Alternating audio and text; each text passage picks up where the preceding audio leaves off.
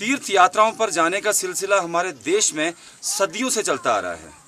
ये यात्राएं जहां लोगों में आपसी मेलजोल और धार्मिक गतिविधियों को बढ़ाने का काम करती हैं, वहीं दूसरी ओर ये यात्राएं लोगों में कारोबार का एक बहुत बड़ा मौका भी हासिल करवाती हैं। आजकल के दौर में तीर्थ यात्रा को पिलग्रिम टूरिज्म यानी मजहबी सैरो सफा या फिर धार्मिक पर्यटन कहा जाता है। दरअसल ये यात्राएं जिस इलाके में की जाती हैं उस इलाके की माली तस्वीर को बदल कर रख देती हैं। एक साथ बहुत सारे लोगों के आने जाने से उस इलाके में कारोबारी सरगर्मियां तेज हो जाती हैं। वहां के लोगों को रोजगार हासिल होता है और इस तरह धार्मिक यात्रा मुकामी लोगों के लिए आमदन हासिल करने का अच्छा जरिया बन जाती है। जम्मू कश्मीर में साल भर ऐसी कई यात्राएं निकाली जाती हैं।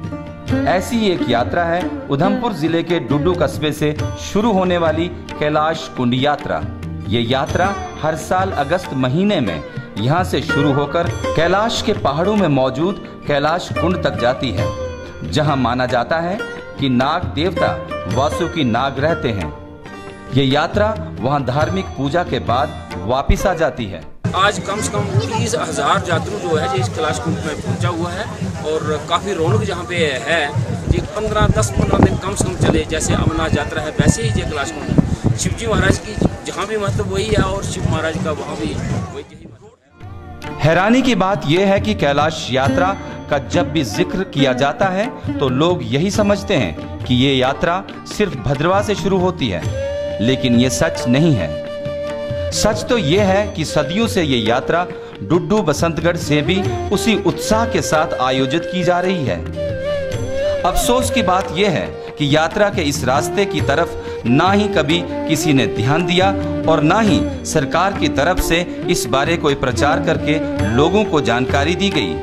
दुख की बात तो ये है कि सदियों पुरानी डुड्डू बसंतगढ़ से कैलाश कुंड तक जाने वाली इस यात्रा के आधार कैंप में आज तक यात्रियों के लिए सरकार की तरफ से कोई खास सुविधा हासिल नहीं करवाई गई है। यही नहीं, रास्ते में भी न कोई शेड है और न ही अन्य सुविधाएं। यात्रा का रास्ता तो कुदरती हुस्न से मालामाल है, मगर उसकी दूरी पूरी हालत बता रही है कि प्रशासन का हाथ खाली है। वो नेक्स्ट ईयर सारी कमियां हम दूर करेंगे और इसको हमारा पूरा प्रयास है कि जी इस पूरे एरिया को हम टूरिज्म मैप पर लाने का प्रयास कर रहे हैं। मैंने वो इसके लिए सेंटर चिट्ठियां भी लिखी हैं, स्टेट में भी लिखी हैं और जल्दी ही ये टूरिज्म मैप पर आ जाएगा।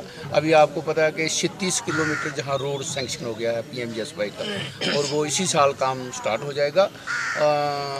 अगले 2 साल बाद जो बहुत बड़ी यात्रा आती है ना, तीसरी यात्रा बड़ी यात्रा आती है, उस यात्रा तक मैं आपको यकीन दिलवाना चाहता हूं कि हमारी रोड ऊपर होगी और लोग जहां से बाई रोड जाएंगे। जहां MP लैड का भी पैसा हमारा सैंक्शन हुआ है, उसका भी हम जहां की जो बिल्डिंग्स हैं, और पिछली बार रूरल डेवलपमेंट से हमने 46 लाख रुपया लिया था, वो काम चल रहा है।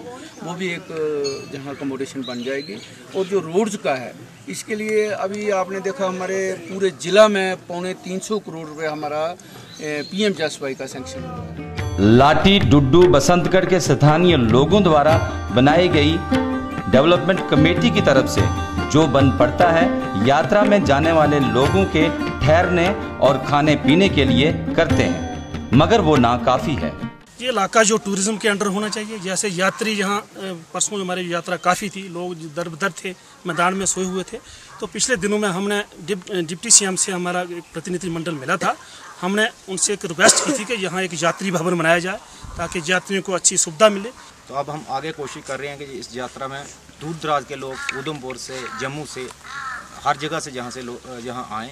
हर तरह की यहाँ हमने सहूलत रखी हुई है। यहाँ हमने लंगर वगैरह 2-3 जगह लंगर वगैरह लगवाए हुए हैं। सरकार ने यात्रा के इस रूट को क्यों नजरअंदाज किया, इस बारे हम कोई बहस नहीं करना चाहते, लेकिन ये जरूर चाहते हैं कि यात्रा के इस रूट की तरफ सरकार पूरी ईमानदारी और गंभीरता से ध्यान दे।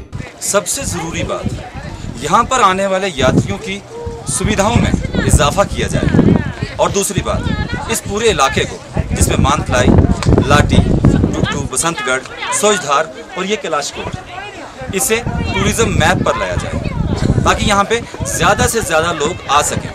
और ज़्यादा लोग आने का मतलब है स्थानीय लोगों के लिए ज़्यादा कारोबार के मौके। कैमरामैन मनोज शर्मा के साथ कैलाश कुंड से जीके चैनल के लिए मैं राहुल शर्मा।